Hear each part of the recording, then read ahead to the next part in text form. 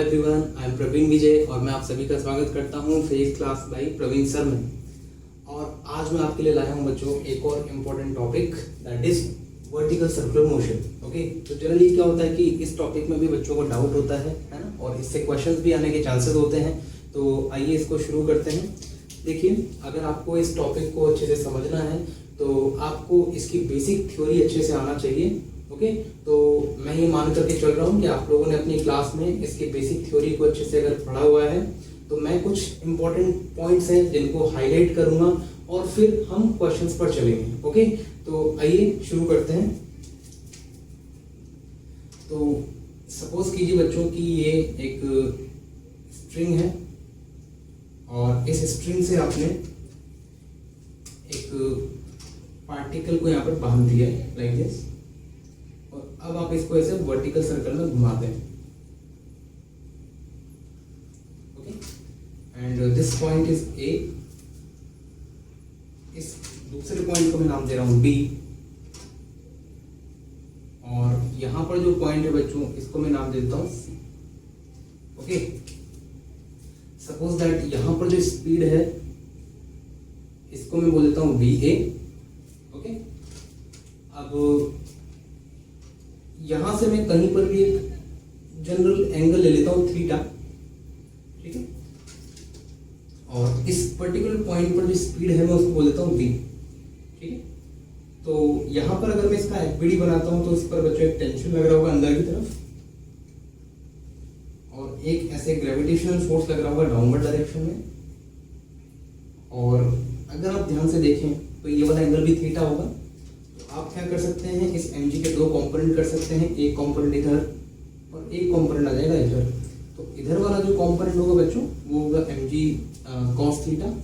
Okay, तो अगर आप यहाँ पर इसके लिए इक्वेशन लिखें तो ये बन जाएगी t minus mg cos theta is equal to mv square by r. इसको आप इक्वेशन नंबर 1 डाल दें। ओके, वहीं अगर आप यहाँ से यहाँ के बीच में एनर्जी कंजर्वेशन लगाएं। क्यों हम एनर्जी कंजर्वेशन क्यों लगा सकते हैं यहाँ पर? Because the work done by the tension is zero and the only force which is doing work is the gravitation, and since gravitation is a conservative force and that is why you can apply energy conservation. Okay, तो चलिए यहाँ पर energy conservation लगा दें यहाँ से यहाँ के बीच में। तो एनर्जी कंजर्वेशन के लिए मैं ऐसा मान करके चल रहा हूँ कि हमारा जो यहाँ पर जो ग्रेविटेशनल पोटेंशियल एनर्जी है, दैट इज इस पोजीशन ए के रेफरेंस का जो ग्रेविटेशनल पोटेंशियल एनर्जी है मैं उसको जीरो मान लेता हूँ। तो यहाँ पर जो टोटल एनर्जी होगा वो हो जाएगा बच्चों 1/2 mva square plus gravitational energy zero is equal to, यहाँ पर जो एनर्जी होगा वो हो जाएगा 1/2 mv square and plus mgr into 1 minus cos theta. Okay, आप चेक कर सकते हैं। ओके, सो ये हमारे पास अभी तक दो इक्वेशन आ चुकी है, ठीक है। अब इन दोनों इक्वेशन को आप सॉल्व कर लीजिए। तो आप लोगों ने अपनी क्लास में इस इक्वेशन को डेराइव भी किया हुआ होगा, मैं यहाँ पर उसको डायरेक्ट लिखता हूँ, ठीक है। तो from 1 into what I can write, tension is equals to mva square by r and plus 3mg cos theta and minus 2mg। Okay, तो ये किसी भी एंगल थीटा पर आपको टेंशन की वैल्यू दे देगा इन टर्म्स ऑफ va। मतलब अगर आपको इस पॉइंट का वेलोसिटी पता है तो और अगर आपको किसी भी पोजीशन के लिए थीटा पता है तो आप उस पर्टिकुलर पॉइंट पर टेंशन इन द स्ट्रिंग कितना होगा वो आप यहाँ से कैलकुलेट कर सकते हैं। ओके, तो यहाँ तक आप लोगों ने अपनी बेसिक थ्योरी में पढ़ लिया होगा। ओके, इसके अलावा जो हमें पता होना चाहिए वो क्या है कि अगर मान लीजिए हमें यहाँ पर सर्कल को कंप्लीट करना है ना, टू कंप्लीट दिस सर्कल, इस पॉइंट पर जो मिनिमम स्पीड होती है वो कितनी होनी चाहिए थी? va minimum to complete this circle is equal to √5 rg। Remember that r is the radius of this particle, or we can say the length of the string is also r. Okay, so this is the minimum speed to complete the circle.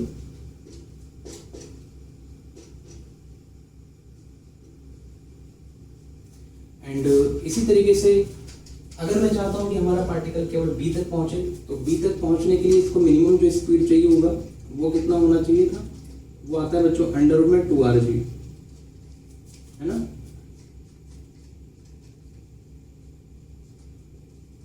Okay, तो ये हमें कुछ बातें हैं इनकी पता होनी चाहिए, ठीक है। इसका मतलब अगर आपको सर्कल को कंप्लीट करना है तो यहाँ पर मिनिमम स्पीड होनी चाहिए √5 r, और अगर आप चाहते हैं कि आप केवल बी तक जाएं तो आपकी जो मिनिमम स्पीड यहाँ पर आपको देनी पड़ेगी वो होनी चाहिए √2r। ओके, ये आपको क्लियर, बहुत बढ़िया। अब देखिए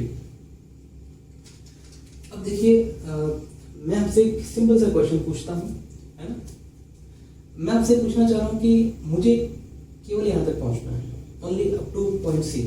ओके, तो इस पॉइंट ए पर जो मिनिमम स्पीड होनी चाहिए वो कितनी होनी चाहिए, क्या हम वो निकाल सकते हैं? देखिए मैं क्या कह रहा हूँ, ध्यान से सुने। मुझे केवल सी तक पहुँचना है। ओके, तो सी तक पहुँचने के लिए जो मिनिमम स्पीड मुझे ए पर देनी पड़ेगी वो कितनी होगी, क्या आपको निकाल सकते हैं? देखिए बहुत सिंपल है। सी पर मुझे केवल जस्ट पहुंचना है, इसका मतलब यहाँ पर पहुंचने के बाद अगर स्पीड 0 भी हो जाए तो भी कोई बात नहीं, मुझे एटलीस्ट यहाँ तक पहुंचना है। तो सबसे पहले तो आप यहाँ से यहाँ के बीच में आप एनर्जी कंजर्वेशन लगा दीजिए। तो यहाँ पर जो एनर्जी होगा वो कितना होगा, ½ mv², एंड यहाँ पर मैं फिर से ग्रेविटेशन पोटेंशियल को 0 मान रहा हूँ, 0 इज इक्वल्स टू, यहाँ पर काइनेटिक एनर्जी हो जाएगी ½ mvc², एंड पोटेंशियल एनर्जी हो जाएगी यहाँ पर mg/2r। ओके, ये इक्वेशन आपको क्लियर है। हमने यहाँ और यहाँ के बीच में एनर्जी कंजर्वेशन लगा दिया है केवल।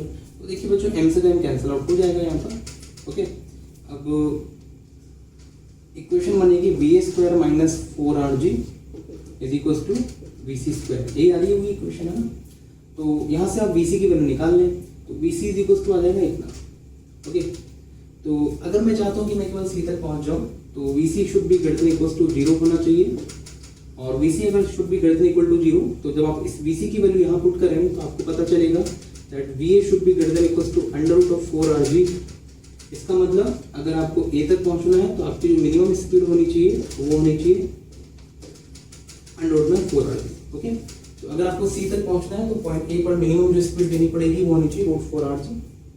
ओके, जबकि अगर आप यहाँ पर ध्यान से देखें तो हमने कहा है कि यार अगर आपको सर्कल को कंप्लीट करना है तो डेफिनेटली पार्टिकल को सी तक तो पहुंचना ही पड़ेगा। तो अगर पार्टिकल को केवल सी तक पहुंचना है तो हमने कहा कि ए पर मिनिमम स्पीड आपको देनी पड़ेगी √4rg, और अगर आपको सर्कल को कंप्लीट करना है तो आपको मिनिमम स्पीड देनी पड़ती है √5rg। ओके, अच्छा, अब अगर हमें सर्कल को कंप्लीट करवाना है तो बच्चों पार्टिकल को डेफिनेटली, ये तो बिल्कुल बेसिक सी बात है कि सी तक तो पहुंचाना ही पड़ेगा, है ना। तो अगर मुझे पार्टिकल को सी तक पहुंचाना है केवल, तो ए पर जो मिनिमम स्पीड मुझे देनी पड़ेगी वो होनी चाहिए √4rg। जबकि ये बोल रहा है कि अगर आपको सर्कल को कंप्लीट करवाना है तो आपको मिनिमम स्पीड जो यहाँ पर देनी पड़ेगी वो होनी चाहिए √5rg। तो देखिए दोनों चीजें अलग अलग है, दिखाई दे रही होगी यहाँ पर। सर्कल को कंप्लीट करवाने के लिए मिनिमम इतना, और केवल अगर मुझे सी तक पहुंचाना है तो मिनिमम स्पीड इतना। बात समझ में आई आपको? अच्छा, लेकिन यहाँ पर एक छोटा सा ट्विस्ट आता है। क्या ट्विस्ट है? देखिए कि अगर आपने पार्टिकल को इतनी speed they the point A पर, दैट इज √4rg, तो क्या पार्टिकल सी तक पहुंचेगा? तो देखिए सी तक अगर पहुंच गया तो बच्चों सर्कल भी कंप्लीट कर लेगा। Okay, are you getting the point? अगर उसको सर्कल को कंप्लीट करना है तो सी तक तो पहुंचना ही पड़ेगा, और अगर वो सी तक पहुंच गया तो वो सर्कल को भी कंप्लीट कर लेगा। ओके, तो हम यहाँ पर बोल रहे हैं कि सी तक पहुंचने के लिए मिनिमम स्पीड यहाँ पर आपको इतनी देनी पड़ेगी, ठीक। जबकि बोल रहे हैं कि अगर आपको सर्कल को कंप्लीट करना है तो मिनिमम स्पीड इतनी देनी पड़ेगी। तो देखिए दोनों चीजें यहाँ पर अलग अलग रिजल्ट दे रही है। हमने कहा कि सर्कल को कंप्लीट करने के लिए इतना और सी तक पहुंचने के लिए इतना, जबकि पार्टिकल अगर एक बार सी तक पहुंच गया तो सर्कल तो कंप्लीट कर ही लेगा उसके बाद, ओके, अपने इनर्शिया की वजह से।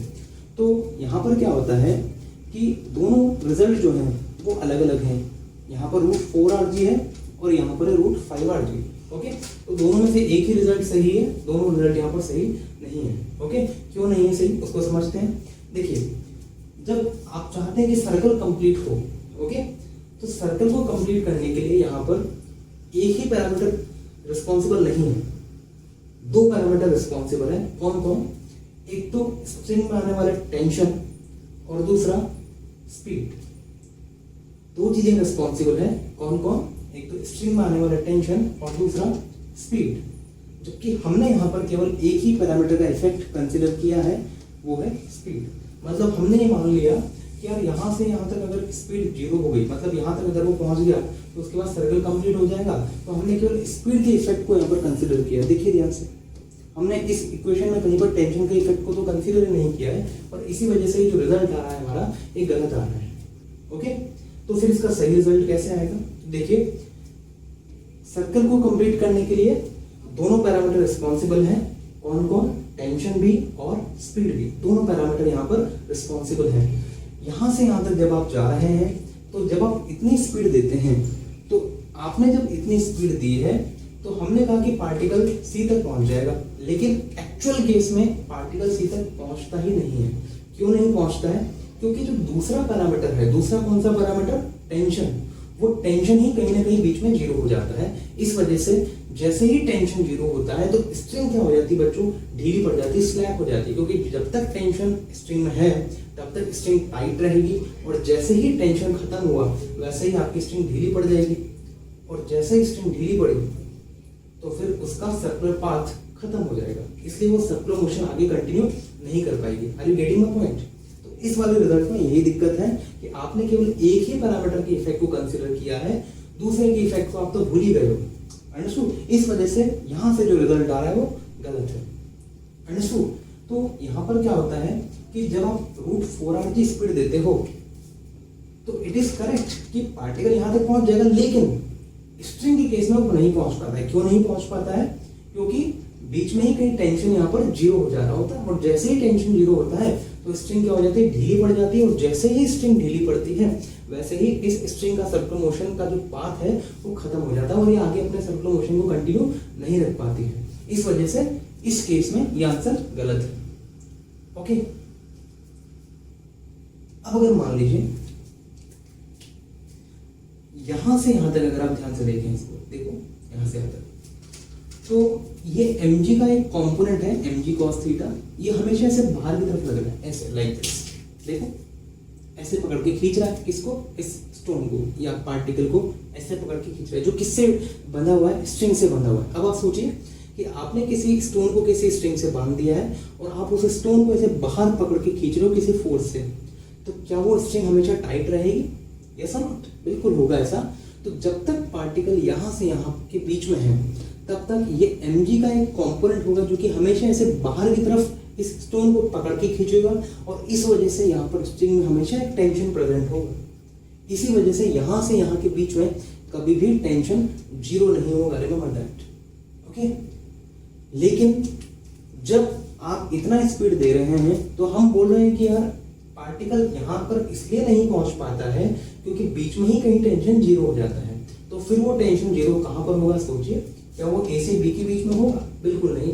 मैंने अभी आपको समझाया कि ए से बी के बीच में हमेशा एक mg का कंपोनेंट प्रेजेंट है जो कि ऐसे बाहर की तरफ खींच के रखेगा, और ये कभी भी स्ट्रिंग को ढीला नहीं पड़ने देगा। इस वजह से यहां से यहां के बीच में कभी भी टेंशन जीरो नहीं होता है। कौन जीरो हो सकता है? यहाँ पर स्पीड। ओके ओके, तो जब आप इतना स्पीड देते हैं तो पार्टिकल यहां पर इसलिए नहीं पहुंच पाता है क्योंकि उसमें टेंशन पहले ही जीरो हो जाता है, और यहां से यहां के बीच में टेंशन जीरो नहीं हो सकता है। तो बच्चों टेंशन कहां से कहां के बीच में जीरो होगा? बी से सी के बीच में।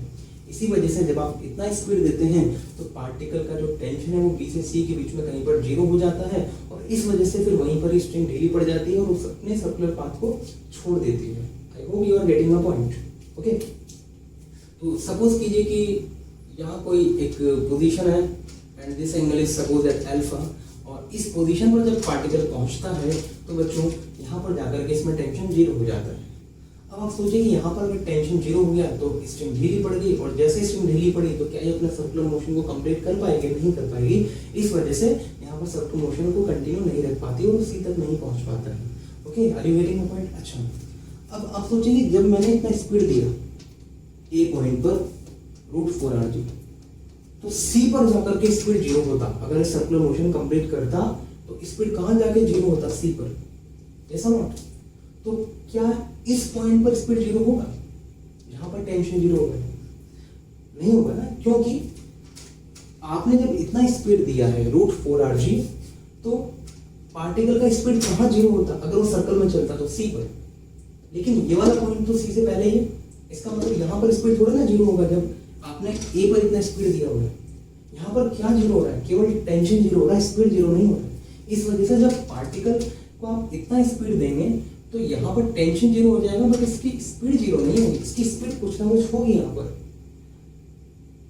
इसी वजह से पार्टिकल अब आगे सर्कुलर मोशन ना करके कोई दूसरा मोशन करेगा, प्रोजेक्टाइल मोशन करेगा, है ना, जो कि आप लोगों ने अपनी थ्योरी लेक्चर में पढ़ा हुआ होगा। Okay, are you getting the point? तो यहाँ तक शायद आपको बातें थोड़ी क्लियर हो रही होगी कि अगर आपने इतना स्पीड दिया और आपने स्ट्रिंग से एक स्टोन को बांधा हुआ है तो क्या होता है। ओके, अच्छा, अब आप सोचिए कि यहाँ से पार्टिकल अपने सर्कुलर पाथ को क्यों छोड़ रहा है। वो इसलिए छोड़ रहा है क्योंकि स्ट्रिंग स्लैक हो जाती है ना, स्ट्रिंग क्या हो जाती है, ढीली पड़ जाती है। वरना स्पीड तो अभी भी है उसके पास, जो कि उसको सर्कुलर मोशन में ले जाने के लिए एलिजिबल है, लेकिन टेंशन बेचारा इतना खत्म हो चुका है कि वो आगे स्ट्रिंग को टाइट ही नहीं रख पाता है, और इस वजह से क्या होता है बच्चों, ये अपने सर्कुलर पाथ को छोड़ देती है। अब आप सोचिए कि कैसे भी करके हम एक ऐसा अरेंजमेंट कर दें कि यहाँ पर टेंशन की वैल्यू जीरो हो जाए, लेकिन यहाँ पर जो ऑब्जेक्ट हो वो ढीला ना पड़े।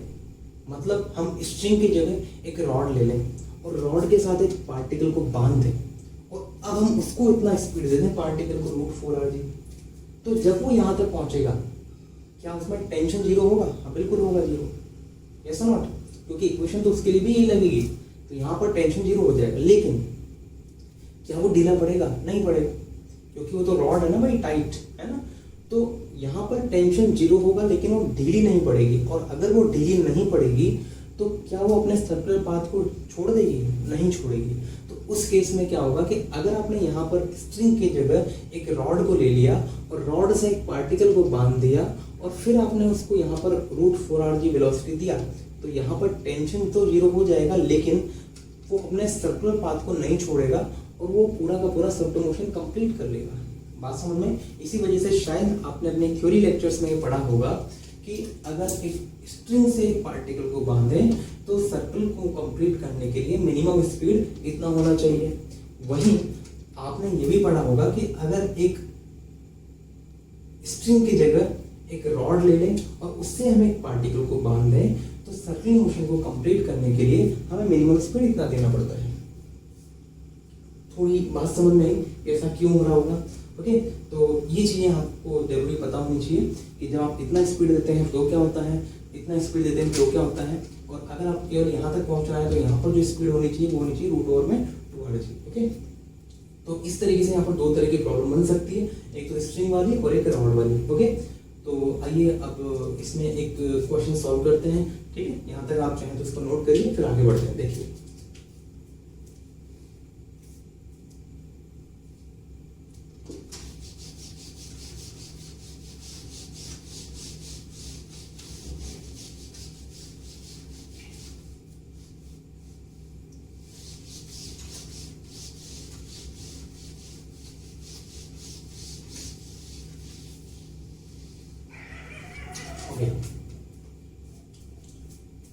चलिए क्वेश्चन सॉल्व करते हैं।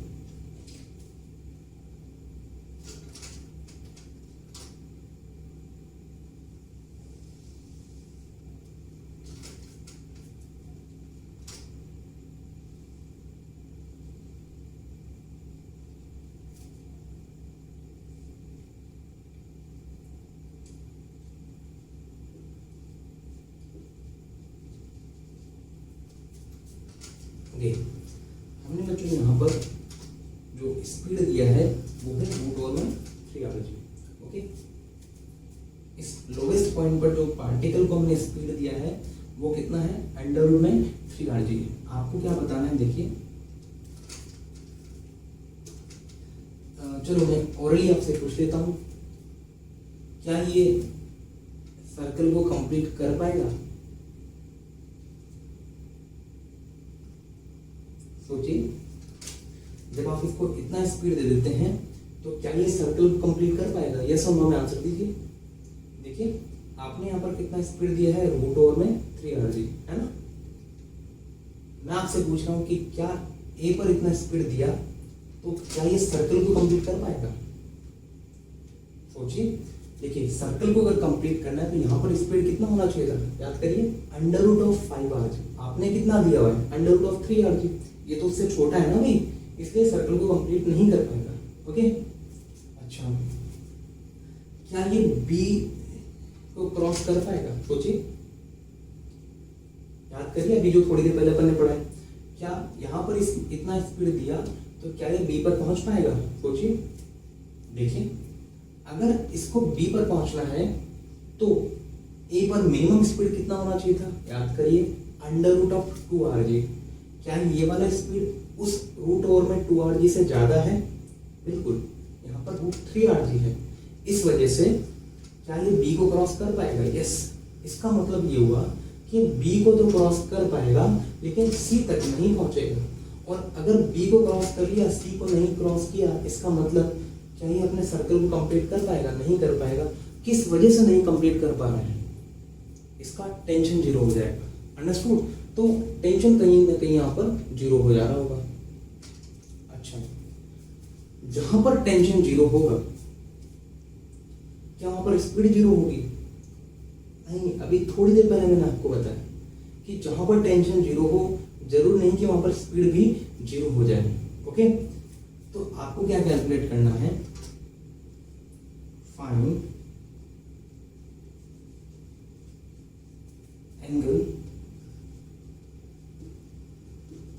with the vertical at which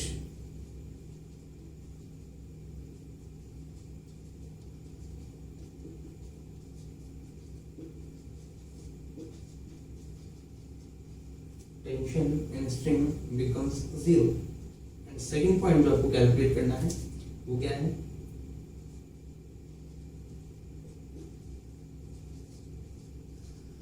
find the velocity at this point।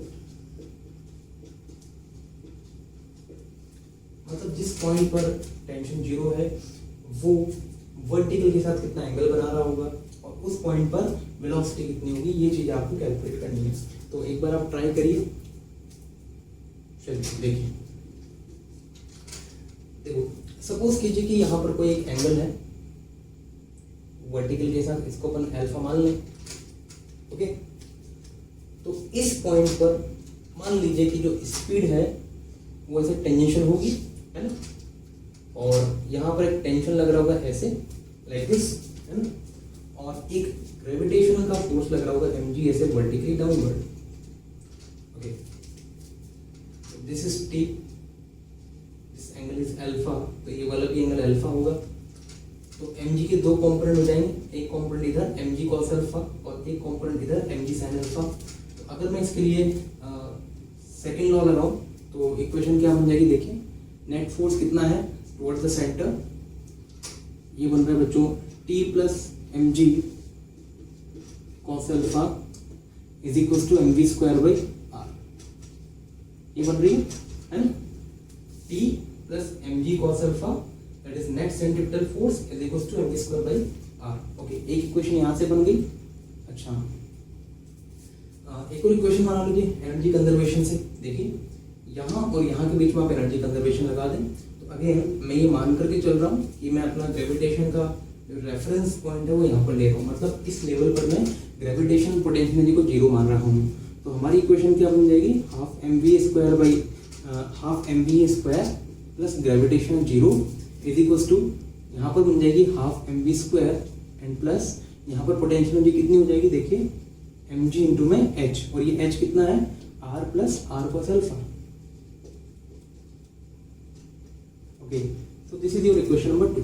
Okay, so ये दो इक्वेशन हमारे पास है।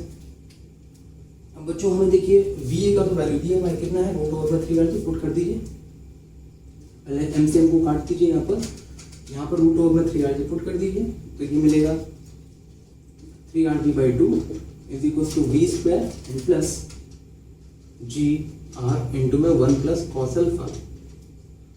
इसको डाल दें इक्वेशन नंबर 2। ओके, ये कहाँ से लाया हम इक्वेशन? हमने इस इक्वेशन में v का वैल्यू पुट कर दिया तो हमें ये इक्वेशन मिला। अब हमारे पास देखिए दो अननोन है इस इक्वेशन में, एक तो v और एक अल्फा। अच्छा, मैं t को अननोन क्यों नहीं बोल रहा हूँ? क्योंकि हमें तो पता है। क्यों पता है भाई? क्योंकि हमें बोला गया है कि आप वो पॉइंट पता करें जहां पर की टेंशन जीरो हो जाता है। तो सपोज कीजिए कि इस पॉइंट पर टेंशन जीरो हो गया, तो फ्रॉम 1 t इक्वल्स टू 0, तो अगर यहाँ पर टेंशन 0 है तो मैं क्या लिख सकता हूँ, देखिए mg cos alpha is equals to mv square भैया, तो यहाँ पर m से तो कट जाएगा है ना, तो v square is equals to rg cos alpha, it is your equation number 3. Now put this value of v square into equation number 2. तो फ्रॉम 2 and 3 मैं ऐसा करता हूँ, इसको यहाँ लिख देता हूँ. Okay,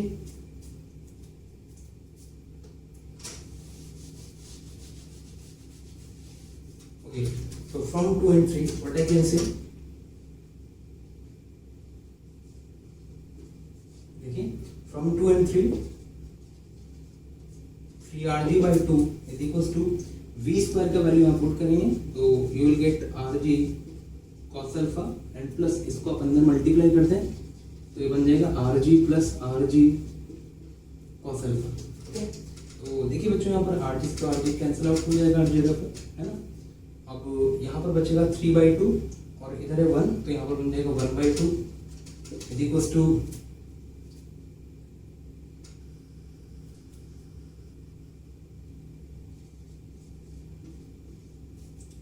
2 cos alpha. देखिए शायद हमने कहीं कुछ मिस्टेक ना कर दी हो इसमें, यहाँ पर 3rg है, यहाँ पर by 2 है, is equals to v square and I think यहाँ पर भी by 2 हमारा छूट गया है ना. ओके, सो यहाँ पर भी आ जाएगा by 2, तो यहाँ पर बचेगा कितना 3/2, इससे कैंसिल आउट हो जाएगा तो cos अल्फा की वैल्यू हमें निकल के आ जाएगी बच्चों कितनी 1/3. तो यहाँ से अल्फा की वैल्यू आ जाएगी cos इनवर्स 1/3. तो ये वो एंगल आ चुका है बच्चों जिस पर टेंशन कितना हो जाएगा 0, है ना. अब इस cos अल्फा की वैल्यू आप यहाँ उठा के पुट कर दें तो find the velocity at this point, मतलब इस पॉइंट पर हमें वेलोसिटी पता करनी है. तो मैं इसको डाल देता हूँ equation number 4. So from 3 and 4 देखिए क्या बोल सकते हैं हम 3 and 4 से, at v square is equals to rg into 1/3, तो v is equals to under root of rg by, ये आपका इक्वल आंसर हो गया. ओके, सो इस तरीके से आप इन दो इक्वेशन की हेल्प से क्वेश्चन को सॉल्व कर सकते हैं. अरे गेटिंग अ पॉइंट. देखिए बहुत आसान है, बिल्कुल सिंपल सा तरीका है. आप चाहे तो देखिए बच्चों इस रिजल्ट को डायरेक्ट यहाँ से भी ऑब्टेन कर सकते थे, है ना. इस रिजल्ट में थीटा याद रखें, थीटा इस वर्टिकल के साथ ये वाला एंगल था, तो आप टेंशन की वैल्यू 0 पुट कर दें, v आपको पता है तो यहाँ से थीटा की वैल्यू निकल के आ जाएगी. रिमेंबर दैट वो जो थीटा था वो इस वाले वर्टिकल के साथ लिया हुआ एंगल था, ना कि इसके साथ. ठीक है, तो इस तरीके से आप इस प्रॉब्लम को सॉल्व कर सकते हैं. आई होप यू गॉट दिस जो भी मैं आपको कहना चाहता था, है ना, तो वो आपको यहाँ से शायद क्लियर हो गया होगा. ओके, अब देखिए ये क्वेश्चन सॉल्व कर लिया हमने, अब एक और क्वेश्चन हम सॉल्व करते हैं ना. चलिए आगे बढ़ते हैं.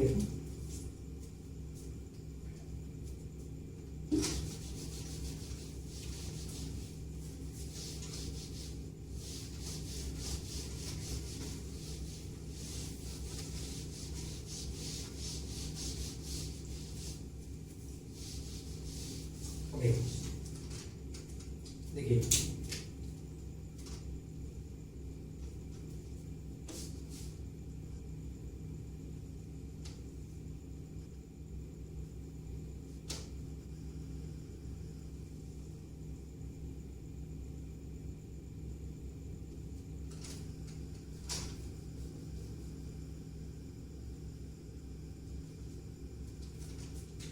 okay, all the surfaces are smooth, remember that, and suppose that this height is h और यहाँ पर आपने एक ब्लॉक को रख दिया है.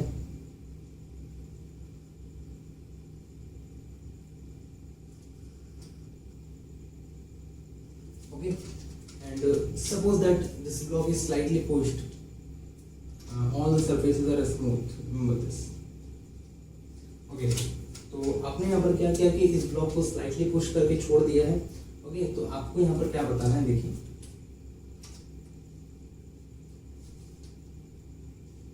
Find minimum H so that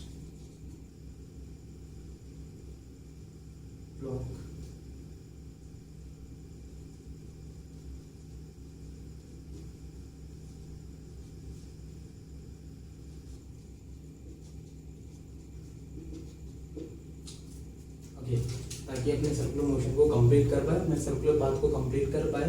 तो आपको बताना है कि यहाँ पर इस एच की मिनिमम वैल्यू कितनी होनी चाहिए। ओके, चलिए सॉल्व करते हैं इसको। देखिए अब आप सोचिए कि इस क्वेश्चन और इसके प्रीवियस क्वेश्चन में क्या डिफरेंस है। देखिए इसका प्रीवियस क्वेश्चन जो था उसमें क्या हो रहा था कि आपने स्ट्रिंग के साथ एक पार्टिकल को बांध दिया था और उसको वर्टिकल सर्कल में घुमा रहे थे, है ना। और यहाँ पर एक ब्लॉक है जो कि चल रहा होगा और फिर वो भी वर्टिकल सर्कल में घूमे। तो ये तो होगी दोनों में सिमिलरिटी कि दोनों ही क्वेश्चन वर्टिकल सर्कल के ऊपर बेस्ड है ना। फिर डिफरेंस क्या दोनों में, केवल एक छोटा सा डिफरेंस है कि जब वो स्ट्रिंग के साथ आप एक स्टोन को बांध देते हैं और जब आप उसको सर्कल में घुमाते हैं तो उसमें सर्कल में घूमने के लिए जो सेंट्रीपिटल फोर्स चाहिए वो कहाँ से मिल रहा था, वो मिल रहा था स्ट्रिंग के टेंशन से, है ना। यहाँ पर क्या होगा कि जब ये ऐसे सर्कल में घूमेगा तो इसको सेंट्रीपिटल कहाँ से मिलेगा, सोचिए। इसको सेंट्रीपिटल मिलेगा बच्चों इस सरफेस से लगने वाले नॉर्मल की वजह से। ये केवल एक छोटा सा डिफरेंस है। ओके, तो आप बिल्कुल वही की वही इक्वेशन यहाँ पर भी यूज कर सकते हैं, बस टेंशन को आप रिप्लेस कर दें किससे, नॉर्मल से। ओके, लेकिन चलिए इसको सॉल्व करके देखते हैं। देखिए आपसे क्या पूछा जा रहा है कि मिनिमम एच बताइए ताकि अपना वर्टिकल सर्कल को कंप्लीट कर पाए। ओके, तो क्या मैं जानता हूँ बच्चों कि अगर इसको मिनिमम अगर इसको सर्कल को कंप्लीट करना है तो यहाँ पर जो स्पीड होनी चाहिए इस पॉइंट ए पर वो कितनी होनी चाहिए, सोचो। √5 रेडियस इंटू जी, ऐसा ना। इसका मतलब यहाँ पर स्पीड इतनी होनी चाहिए। अच्छा, तो चलिए सॉल्व करते हैं। यहां से यहां के बीच में क्या मैं एनर्जी कंजर्वेशन लगा सकता हूँ? बिल्कुल लगा सकते हैं। क्यों? क्योंकि सरफेसेस स्मूथ है तो नॉर्मल फोर्स यहाँ कोई वर्क डन नहीं कर रहा होगा, केवल ग्रेविटी है जो कि वर्क डन कर रहा होगा। तो आप यहाँ से यहाँ के बीच में एनर्जी कंजर्वेशन लगा दीजिए। देखिए यहाँ पर तो ये रेस्ट पर है तो इसलिए इसकी काइनेटिक एनर्जी 0, पोटेंशियल एनर्जी हो जाएगी mgh इज इक्वल टू, मैं इसको रेफरेंस मान करके चल रहा हूँ, हाफ mv² प्लस पोटेंशियल यहाँ पर हो जाएगी 0। ओके, अब अगर मुझे वर्टिकल सर्कल कंप्लीट करवाना है तो क्या मैं जानता हूँ कि यहाँ पर जो स्पीड होनी चाहिए वो √5r के बराबर होनी चाहिए, ऐसा ना। तो पुट कर दीजिए इसको, तो mgh is equal to 1/2m into में va दैट इज 5rg। तो यहाँ पर देखिए m से तो m कैंसिल आउट हो जाएगा, g से g कैंसिल आउट हो जाएगा, तो यहाँ पर h की वैल्यू आ जाएगी 5r/2। इसका मतलब 2.5r होनी चाहिए अगर आपको इस ब्लॉक को वर्टिकल सर्कल को कंप्लीट करवाना है। तो यहाँ पर आंसर हो गया। अच्छा, इसमें देखिए एक और क्वेश्चन आप पूछ सकते हैं यहाँ पर। सपोज कीजिए मैंने यहाँ पर क्या किया, इस h की वैल्यू मैंने रख दी है 4r। अब बताइए कि इस h की वैल्यू अगर मैंने 4r रख दी है तो क्या ये सर्कल को कंप्लीट कर पाए? बिल्कुल कर पाएगा। क्यों? क्योंकि सर्कल को कंप्लीट करने के लिए h की वैल्यू कितनी होनी चाहिए, 5r/2, लेकिन ये तो उससे ज्यादा है, इसका मतलब सर्कल को कंप्लीट कर देगा। तो अगर डायरेक्टली आपसे ऐसा पूछा जाता कि if h is equal to 4r तो बताइए क्या ये सर्कल को कंप्लीट करेगा या नहीं करेगा। तो पहले आप सिंपली ये चेक कर लो कि यार सर्कल को कंप्लीट करने के लिए मिनिमम कितना होना चाहिए, और अगर ये वाला वैल्यू गिवन वैल्यू इस वाली वैल्यू से ज्यादा आ रहा है तो कंप्लीट कर लेगा, अदरवाइज नहीं करेगा। Are you getting the point? Okay, तो इसका मतलब इस वाले केस में सर्कल कंप्लीट हो जाएगा। Suppose that if h is equal to 2r then what will happen. सोचिए अगर h is equal to 2r है तो क्या अब वर्टिकल सर्कल कंप्लीट हो पाएगा? देखिए h is equal to 5r/2, हमें मिनिमम हाइट रखनी है ताकि वर्टिकल सर्कल को कंप्लीट कर पाए। यहाँ पर h इज इक्वल टू कितना है, 2r है। क्या ये वाला वैल्यू इस मिनिमम वैल्यू से ज्यादा है या कम है? कम है। तो क्या ये वर्टिकल सर्कल कंप्लीट कर पाएगा? नहीं कर पाएगा, है ना। इसका मतलब इस वाले केस में वर्टिकल सर्कल कंप्लीट नहीं हो पाएगा। अच्छा, यहाँ तक तो क्लियर है। क्या आप मुझे बता सकते हैं कि क्या ये इस बी पॉइंट को क्रॉस कर पाएगा? सोचिए क्या ये बी पॉइंट को क्रॉस कर पाएगा? देखिए बिल्कुल आप इसको ऐसे ही सॉल्व कर लीजिए कि अगर इसको बी पर पहुंचना है बच्चों तो पॉइंट ए पर जो मिनिमम वेलोसिटी होना चाहिए वो कितना होना चाहिए इधर, √ऑफ कितना 2r। पुट करके देख लीजिए बी ए का वैल्यू तो आपको h की मिनिमम वैल्यू मिल जाएगी। देखिए मैं सॉल्व करके दिखाता हूँ आपको। So to reach at B V A की जो मिनिमम वैल्यू होनी चाहिए वो होनी चाहिए √2r। ओके, तो फिर से आप एनर्जी कंजर्वेशन लगा दें यहाँ पर, तो इक्वेशन बन जाएगी mgh plus kinetic 0 is equal to half m into में 2rg and plus potential 0, m से m कैंसिल आउट हो जाएगा, g से g कैंसिल आउट हो जाएगा, तो h इज इक्वल टू होना चाहिए कितना r। इसका मतलब अगर केवल b तक पहुंचना है तो h की वैल्यू r के बराबर होनी चाहिए, लेकिन हमें जो दिया हुआ है वो h कितना है बच्चों यहाँ पर 2r है। इसका मतलब क्या ये वाला वैल्यू इस वाली वैल्यू से ज्यादा है? हाँ है। इसका मतलब क्या हुआ, क्या ये b को क्रॉस कर जाएगा? बिल्कुल कर जाएगा। इसका मतलब ये वाली वैल्यू जब अपन रखते हैं h की 2r तो ये b को तो क्रॉस कर जाएगा, लेकिन क्या ये इस पॉइंट तक पहुंच पाएगा? नहीं पहुंच पाएगा। क्यों नहीं पहुंच पाएगा? क्योंकि भैया ये जो h 2r रखने पर जो स्पीड आ रही है बी पर वो इतनी आ ही नहीं रही है कि वो इसको यहाँ तक पहुंचा पाए, है ना। क्यों नहीं पहुंचा पाएगा? स्पीड जीरो हो जाएगा। नहीं, पहले कौन जीरो हो जाएगा? टेंशन जीरो हो जाएगा, क्योंकि बी पॉइंट पर तो क्रॉस ही कर जाएगा, क्योंकि h r चाहिए अगर आपको बी को क्रॉस करवाना है। तो मैं आपको पहले भी बता चुका हूँ, एक बार अगर इसने बी को क्रॉस कर लिया तो यहाँ पर पहले क्या जीरो हो जाता है? टेंशन जीरो हो जाता है। इसी वजह से h r रखने पर ये बी तक आराम से पहुंच जाएगा। तो h 2r देने पर डेफिनेटली बी को क्रॉस कर पाएगा, लेकिन ये सी तक नहीं पहुंच पाएगा। क्यों? क्योंकि सी तक पहुंचने के लिए कम से कम इतना होना चाहिए। ओके, क्या आप मुझे बता सकते हैं क्या होगा इसके साथ? सोचिए क्या हो रहा था वहां पर? स्ट्रिंग ढीली पड़ जा रही थी, है ना। स्ट्रिंग ढीली पड़ने का मतलब क्यों हो रहा था वहां पर? क्योंकि टेंशन जीरो हो जा रहा था। यहाँ पर कौन जीरो हो जाएगा? नॉर्मल जीरो हो जाएगा। नॉर्मल जीरो होने का मतलब क्या है कि ब्लॉक ने सरफेस के साथ कांटेक्ट को छोड़ दिया होगा। इसका मतलब ब्लॉक जो होगा वो सरफेस को छोड़ देगा। तो सपोज कीजिए कितने अल्फा एंगल पर सरफेस को छोड़ दिया, यहां पर कुछ नॉर्मल लग रहा है, this is the normal force. एक mg लग रहा होगा बच्चों ऐसे, दिस एंगल इज अल्फा, तो इसका mg का एक कॉम्पोनेंट आ जाएगा mg cos अल्फा और एक कॉम्पोनेंट आ जाएगा mg sin अल्फा। आप फिर से यहाँ पर एक इक्वेशन लगा दीजिए। चलो मैं लगा के दिखाता हूँ आपको इक्वेशन। क्या इक्वेशन लगाएंगे बताइए? इक्वेशन बनेगी यहाँ पर m plus mg cos alpha is equal to mv square by r। Okay, अब चूंकि इस पॉइंट पर नॉर्मल कितना हो रहा है? Zero, and that is why equation बन जाएगी g cos alpha is equal to v square by r। Okay, इसको आप डाल दें इक्वेशन नंबर 1। सपोज एक इक्वेशन यहाँ से मिल गई बच्चों, है ना। दूसरी इक्वेशन कहाँ से बनाए? दूसरी आप जो एनर्जी कंजर्वेशन है वहाँ से बना लें। एनर्जी कंजर्वेशन आप कैसे लगाएं? देखिए, आप चाहे तो यहाँ और यहाँ के बीच में एनर्जी कंजर्वेशन लगा दें, या फिर यहाँ और यहाँ के बीच में लगा दें, जैसा भी आपको सूटेबल लगता है वैसा आप कर लीजिए। मैं ऐसा करता हूँ, डायरेक्ट यहाँ से यहाँ के बीच में एनर्जी कंजर्वेशन लगा रहा हूँ। तो देखिए एनर्जी कंजर्वेशन से मैं क्या बोल सकता हूँ कि mgh plus 0 is equal to, यहाँ पर एनर्जी कितनी है? 1/2 mv square and plus mgr into 1 plus cos alpha. Okay, तो ये दो इक्वेशन है। यहाँ से आप g cos अल्फा या v, या फिर डायरेक्ट आप v स्क्वायर का वैल्यू पुट करिए तो cos अल्फा की वैल्यू निकल के आ जाएगी, और यहाँ से cos अल्फा की वैल्यू यहाँ पुट कर दीजिए तो फिर आपके पास v की वैल्यू निकल के आ जाएगी। तो इस तरीके से आप इस तरह की प्रॉब्लम को इजीली सॉल्व कर सकते हैं।